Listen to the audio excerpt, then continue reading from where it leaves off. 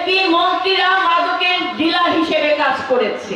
একটা আসনের দায়িত্ব পেয়েছি, আমি গতকাল সেই আসনে গিয়েছিলাম।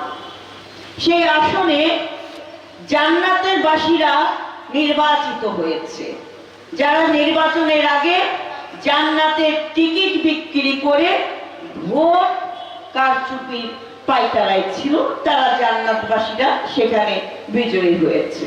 কি দুর্ভাগ্য দেখেন, ওই আসনের নেতা যিনি বিজয়ী হলেন জনগণের ভোটে, যিনি সরকারি অনুদান পেলেন, সেই অনুদান পুরোটাই তার ওয়াইফ, তার ভাই, তার ভাগনা, তার অমুক তমুক সবার নামে বন্টন করে দিলেন। মহান জাতীয় সংসদে এই কথাটাও কিন্তু চলে এসেছে। আজকে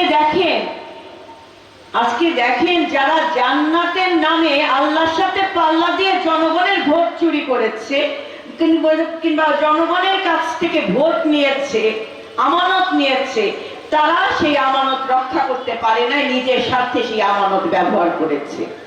1,48,40,000 টাকা অর্থ বিতরণ করছেন কাদের মাঝে? তিনি সুস্পষ্ট করে বললেন, যারা একটু পিছিয়ে আছে যে প্রতিষ্ঠানগুলো, সেই প্রতিষ্ঠানগুলোকে অগ্রাধিকারের ভিত্তিতে তাদেরকে একটু এগিয়ে নিয়ে যাওয়ার জন্য, এগিয়ে নিয়ে আসার জন্য তিনি তাদের মাঝে চেক বিতরণ করছে। বর্তমান সরকার জনগণের ভোটে নির্বাচিত একটি সরকার। এই সরকার প্রথমেই অঙ্গীকার করেছেন, আমরা দুর্নীতির লাগাম টেনে জনগণের অধিকার, জনগণের সেবা তার দোরগোড়ায় পৌঁছে দেব। এবং মাননীয় প্রধানমন্ত্রী তিনি দায়িত্ব গ্রহণ করার পর তিনি বলেছেন যে আমার প্রত্যেকটি কাজ হবে জবাবদিহিতামূলক। যে যেখানেই থাকেন না কেন আপনাকে জবাবদিহিতা করতে হবে জনগণের কাছে।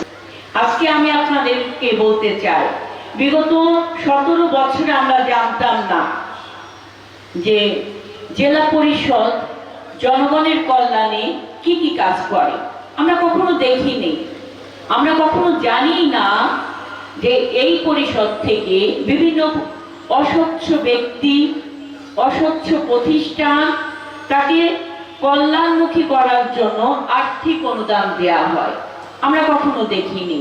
কিন্তু এই সরকার আসার পর জনাব তারেক রহমানের নেতৃত্বে যে কয়েকটি জেলা পরিষদের দায়িত্ব গ্রহণ করেছেন প্রশাসক বৃন্দ, সকলে সততার সাথে, নিষ্ঠার সাথে জনগণের সেবা জনগণের কাছে পৌঁছে দেওয়ার প্রচেষ্টা চালিয়ে যাচ্ছে এবং নির্ভয়ে।